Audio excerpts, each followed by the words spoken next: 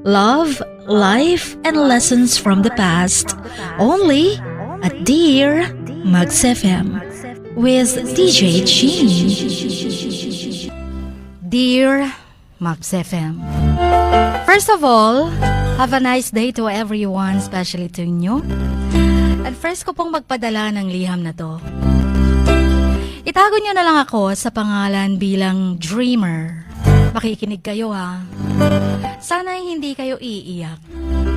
Dahil sa paggawa ko nito, yung luha ko ay dumadaloy na. Char lang. Pero ito na talaga. Nung elementary pa ako, ang kinikilala kong mga magulang ay yung lolo at lola ko. Pero hindi ko talaga alam nun na hindi ko pala sila tunay na mga magulang. Nung lumipat na ako ng paaralan, mag-grade 4 na ako nun. Doon ko palang nalamang hindi pala sila yung tunay kong mama at papa. Sila pala yung lola at lolo ko. At sila ang nagpalaki sa akin. Maliit pa lang kasi ako, nasa kanila na ako. At yung tunay kong mama, may sarili na siyang pamilya. At may 3 anak na. Nung grade 4 ako, doon na nag-umpisa na lagi kong tinatanong sa sarili ko na, sino ba talaga ang papa ko? Ako na laging nagsusumikap na maka-honor man lang sa school para maging proud sila sa akin. But suddenly I realized that my own family was not proud of my achievement. Even in my high school life, ganun pa rin yung nangyari. At minsan dumarating sa puntong hindi na sila pumupunta sa school kapag may activities at meeting kami. And that was the time that I decided myself na no need to get more medals, certificates or ribbons para maging proud lang sila sa'yo. Kasi nung nakamit ko man yun nung elementary life ko at sa high school life ko, hindi naman sila naging proud sa akin. Ngayong nasa college na ako, it's my first time to hear it from them. They said, congrats. Yung i-text at i-chat. My family na masim na mamang at papang. Mamang at papang, ito po yung grades ko. Sabi nila, congrats. Padayon lang para sa future. Bisan sa kalisod, laban lang. Tarong yun og eskwela. Ayaw sa og uyab-uyab. Kay makadaot lang yun na sa future nimo. Happy ako sa narinig at nabasa ko galing sa kanila. Yung reply nila. And so I decided to focus to my studies. And yes, I don't have a boyfriend right now. And before I will talk about my love life, I would say about more of myself. Alam naman natin kapag Father's Day may event, di ba? Kahit sa school or sa church. Ito yung event na lagi na lang akong umiiyak. Kasi ako lang ang walang ama na makakasama ko. Yung lolo ko at stepdad ko, hindi talaga yan pumupunta sa school ko. So I tried myself na sa next year, hindi na ako iiyak. Pero ganun pa rin ang nangyari. When I was in senior high school, I was lucky to say that I found it. But only that I found my uncle and auntie. Pinsan ng papa ko. Yung nakilala ko. Pero thankful ako sa kapatid ng papa ko at sa asawa niya. Kasi tinulungan nila akong makilala ko yung totoo kong papa. Gikan pa sa pagpanganak na ako and until now, hindi ko nakita ng personal yung papa ko. Nagkaroon ako ng contact or communication ng last 2021 pa. Until now, but only sa phone. I tried to ask my parents about my dad. Pero natatakot ako. Natakot. Hanggang noong 18th birthday ko na, I said to myself na I need to ask my mother na. But maybe later na lang. And she told me about my dad, kung paano sila nagkita o nabuo yung relasyon nila. Sinabi niya sa akin yung pangalan ng papa ko.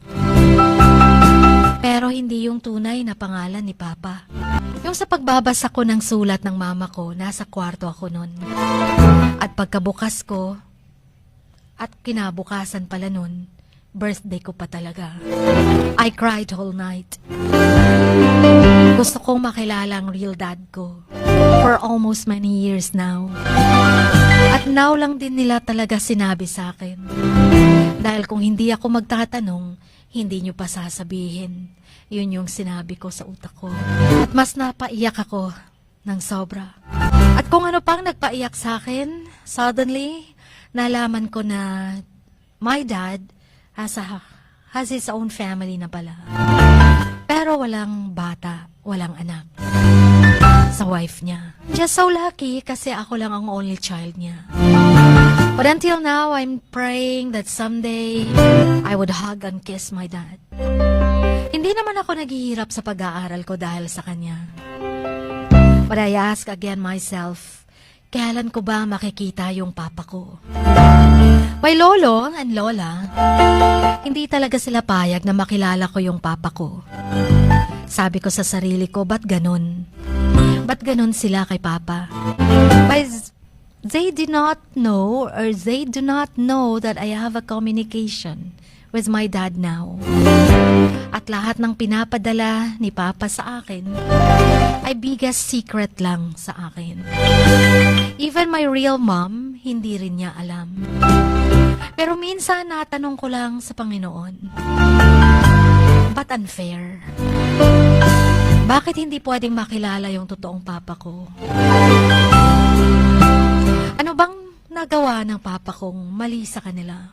Kung ganun lang naman, hindi na lang sana ako nabuhay dito sa mundo.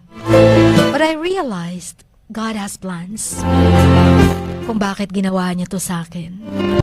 Umabot pa ako sa puntong gusto ko nang mag-suicide. Pero hindi ko naman magawa-gawa. And I don't know why. Kung nagawa ng ibang tao, bakit hindi ko magawa? And now I realize na God has plans, better plans for me. I just keep on praying na God will grant my wish that someday I'll see my dad. I'll hug and kiss him. I would create memories with him. Yung going somewhere, nakasama si papa ko. Yung magse-celebrate ng Father's Day, nakasama siya. And lastly, someday, sana, yung both families namin will have a closure na. Jean, sorry sa magulong liham ko. May susunod pa itong liham na to. Hindi pa dito nagtatapos ang kwento ng buhay ko. Madami pa kayong aabangan sa akin, especially sa relationship ko. But I'm still single. DJ Chin, bata pa po itong sender nyo ha. Have a nice day everyone sa mga taga-pakinig dyan, especially sa inyo. And once again, thank you DJ. Ang iyong kamaks, your lovable sender, always, Dreamer.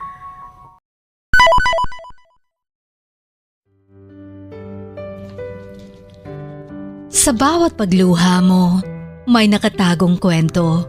Sa bawat ngiti mo, may gustong sabihin ang puso mo. At sa likod ng iyong halakak at maging sa pagkabiko mo, may mensaheng nakabalot sa iyong pagkatao. At ang tanging nais mo lamang ay mapakinggan ang mga ito ng buong mundo. Dear Max FM with DJ Chini. Life has got all those twists and turns. Stand up for what you believe in. What lies behind you and what lies in front of you pales in comparison to what lies inside of you. Dear Max FM with DJ Chini. Sabi nga nila, ang pagsusulat kapag masyado mong diniinan hanggang sa susunod na pahina ay nagmamarka. Katulad ng pagmamahal, kapag masyado mong ibinigay ang lahat, yung sakit na gawa ng nakaraan, dala pa rin hanggang kasalukuyan. Dear Max FM, you own your story and you are the author of your own book of life. Don't let others write your script. but let others hear your story and make them inspired. Kaya sumulat na, maging bahagi ng aming programa, Dear Max FM with DJ Chini tuwing Lunes hanggang Biyernes, 1:00 hanggang 3:00 ng hapon sa Max News FM, Sock Sargent. Love, life, and lessons from the past, only at Dear Max FM with DJ Chini.